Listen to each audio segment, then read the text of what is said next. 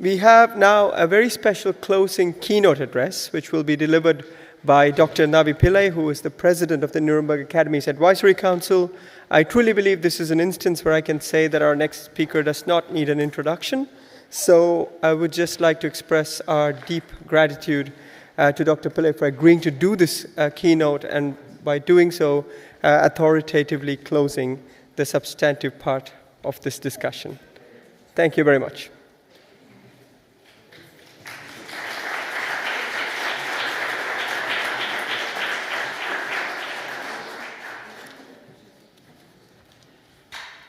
Thank you very much, Kiran. I'm very pleased and honored to deliver the closing remarks. Yeah, it won't be key, it'll just be closing remarks.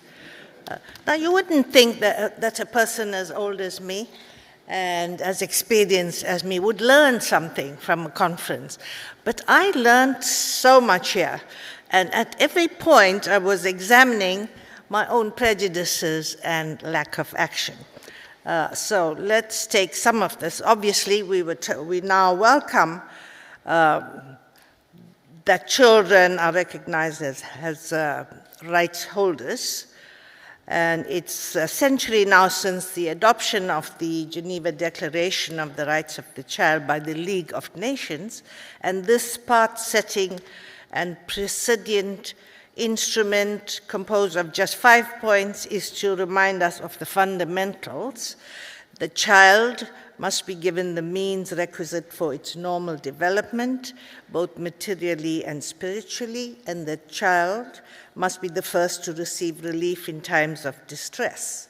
And we knew that this came from the hard work of an NGO person, Miss Eglantine Jebb, who started Save the Children Fund.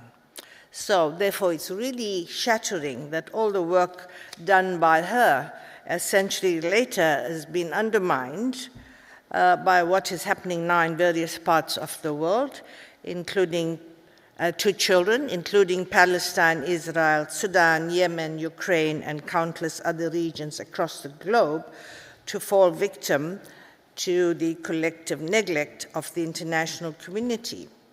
And of course, we heard from the panel that the 1924 Geneva Declaration was a stepping stone towards the 1959 UN Declaration of the Rights of the Child, and eventually the UN Convention on the Rights of the Child. The CRC is in some crucial respects an instrument of first because it has managed to bridge the division pervasive during the Cold War and unite and give equal foundations to civil, political, economic, social, and cultural rights in one international treaty. The convention has already been mentioned as a foundational instrument, and as adults, we have a responsibility to ensure that children are enabled to exercise their rights to speak out, protest, and question over flawed policies. So it came very long, 1989, that we acknowledged that children have rights, that they are rights holders. But who knew all the time that they did have rights? The children. Yeah, I can give you many examples. I was in Canada as High Commissioner for Human Rights and was asked to address 6-year-olds, the first graders at school, and just to explain to them what are human rights. And I said human rights are rights that accrue to us because we are human beings. And one little 6-year-old said, "That's common sense, why are you telling us this?" Yeah, and I had another experience with my own grandson. He may have been 4 or 5 then, and he said, "Grandma, why are you calling me boy? My name is Sen." So they're fully aware of their rights. We did not provide the scope for them to exercise those rights.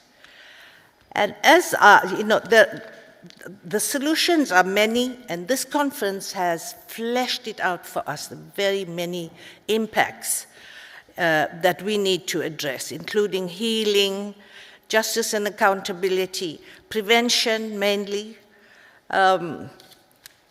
So as I sat here, I realized there are many different aspects, and we can only understand all of that if we have a conference such as this over 3 days, listening to expert panels. So if I take the experience of the Rwandan genocide, where, as you know, I sat as a judge and president, and am known because we delivered the very first judgment on genocide, and we delivered the very first judgment that sexual violence and rape against the Tutsi constituted genocide. So that's where the discourse stood. That's why I got so many awards.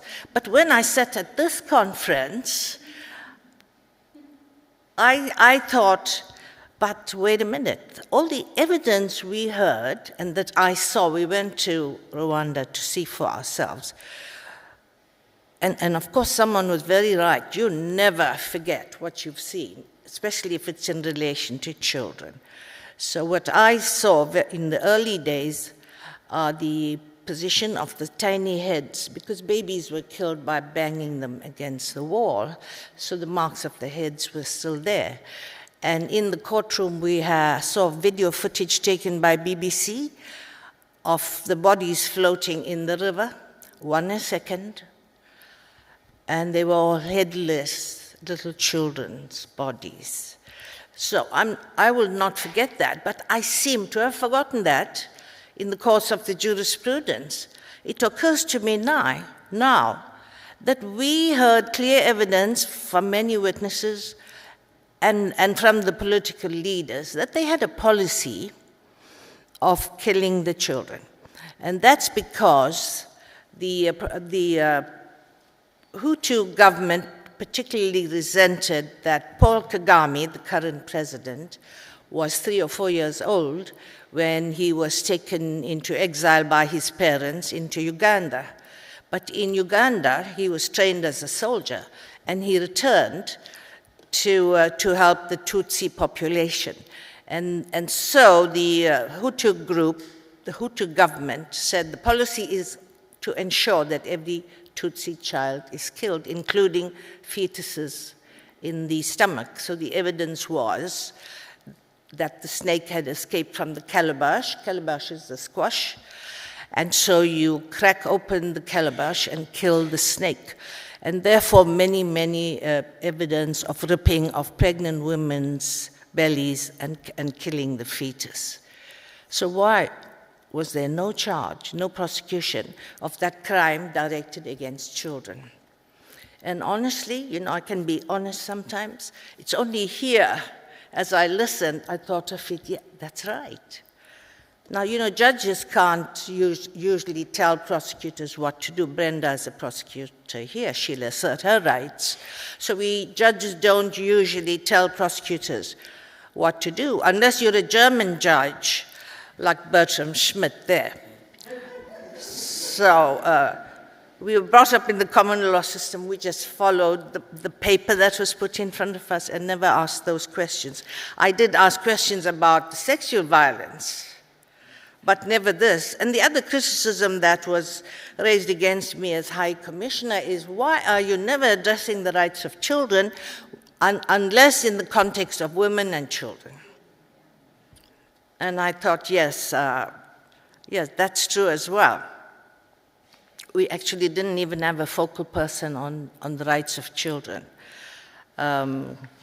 in the Office of the High Commissioner for Human Rights. That's why these conferences are so important, even to those who've worked in the field. And each one of you have such expertise. So I think it's a great privilege to have had the opportunity to listen to all of you here. So, you know, since justice and accountability is my area, obviously then that is one of the ways in which you would protect the rights of children and hopefully prevent these terrible crimes happening to children. In the conference, we heard of many cases, and they were not entirely neglected during Nuremberg in this courtroom. The trials at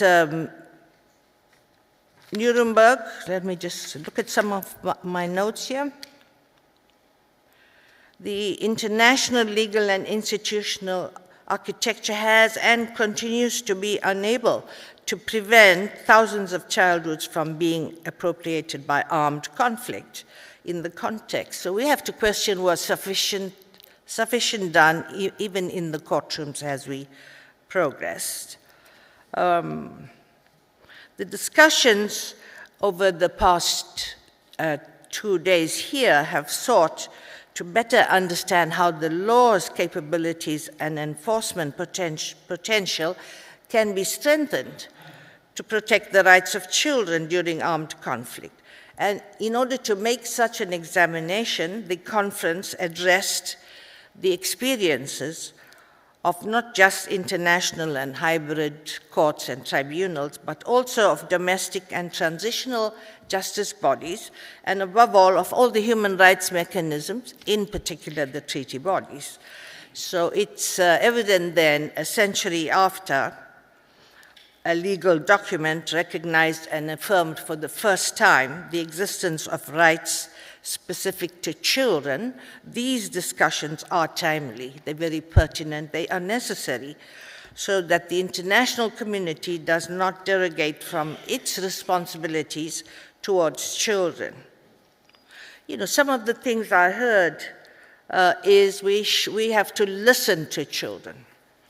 We don't, you know, for 30 years as a lawyer, in the domestic courts dealing with divorces and child abuse, I don't think we ever consulted the child.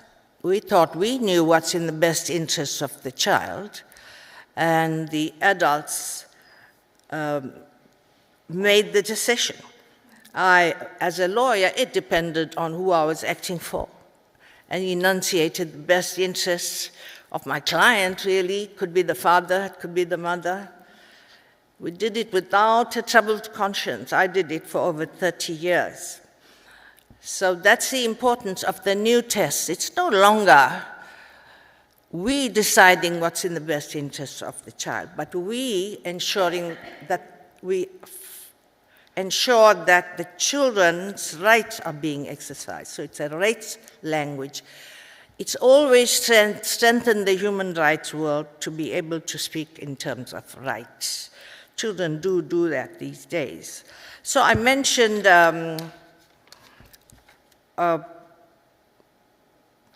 that we were advised about the healing of children, and one of the ways is to listen to them. I think it was around the 2012 conflict in Gaza when I was there with my team, and they reported to me that a little child in Gaza said, "Why can't we have the iron domes that they've put on the other side of the barrier?" And then, you know, Karim Khan reminded us that our responsibility as adults is to speak for the voiceless. And in any case, that was my job, my mandate as High Commissioner for Human Rights, is to speak for the voiceless. So I put that statement out there. This is what a child in Gaza said. Yeah, I'm still receiving flack for that, because apparently I said that terrorists should be given bombs. So whatever the repercussions, I truly believe that that is a mandate. You listen to the child, as we were told, and you take the responsibility of putting their voice out there.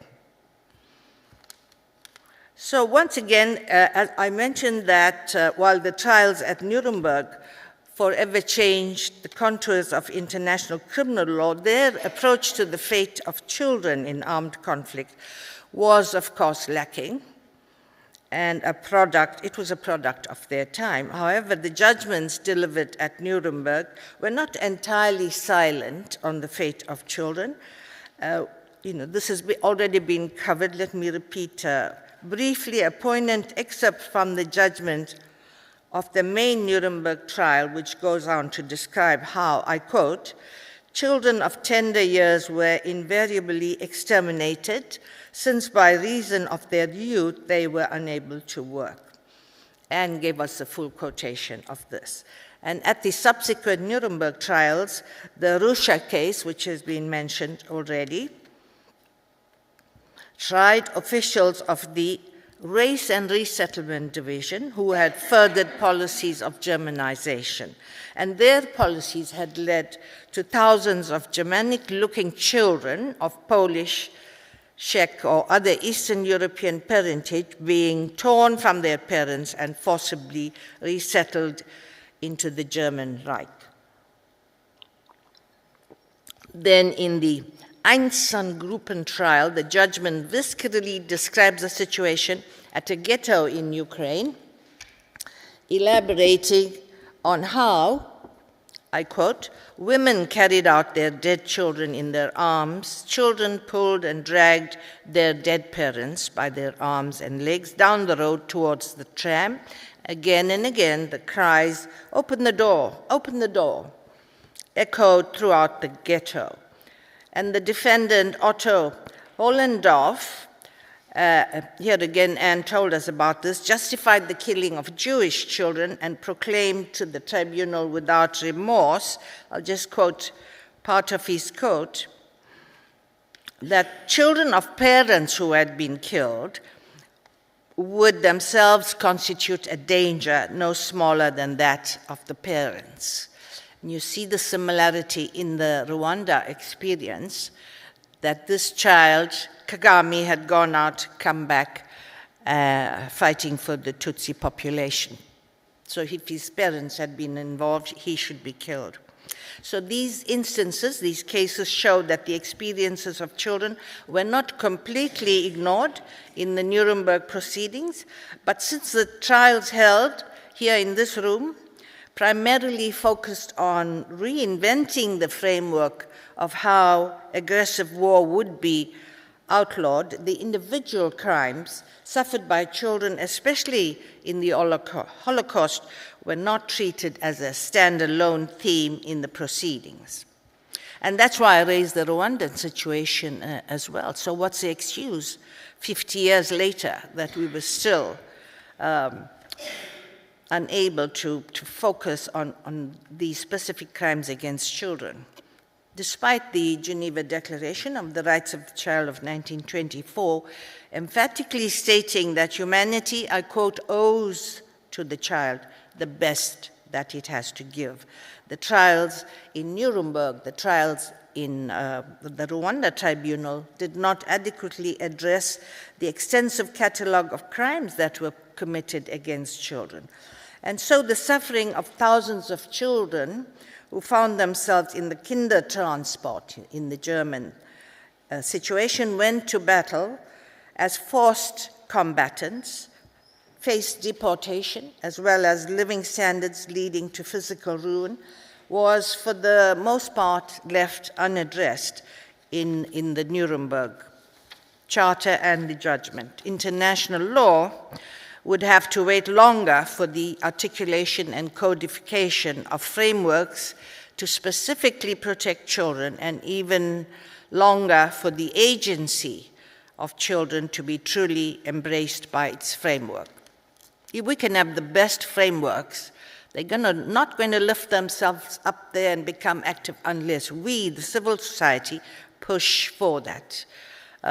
Which I think is also one of the messages of this conference, is much more activism from us. Now, how about children's rights and international criminal law? How am I doing for time? I should stop now?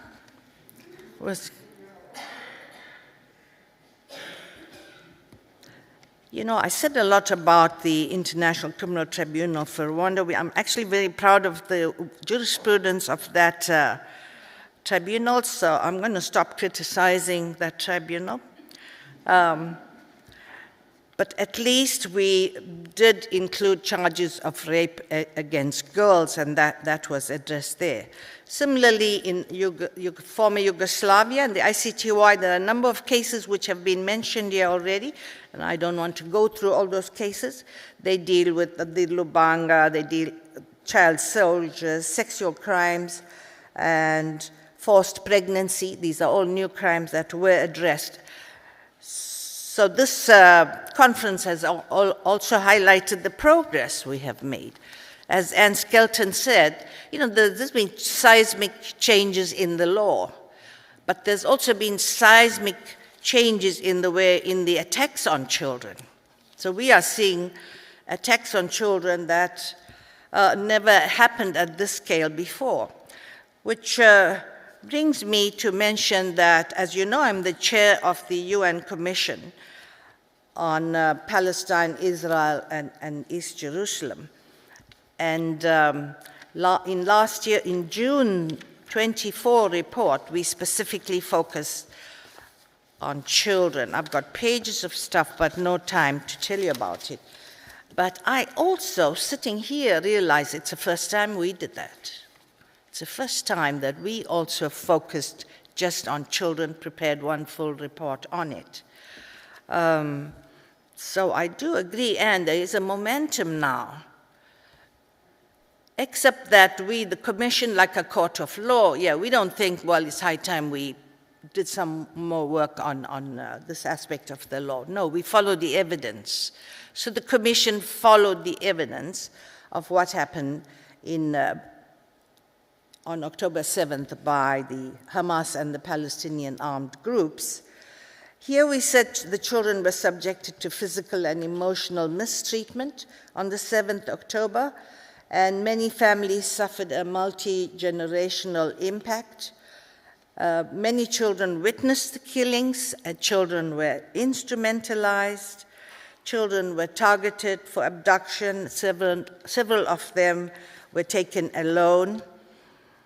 And then in the aftermath of October 7th, in what we call the Israeli Security Forces reaction to this, we documented the killing and maiming of tens of thousands of children, children losing both parents, and children were being left unaccompanied or separated from their parents.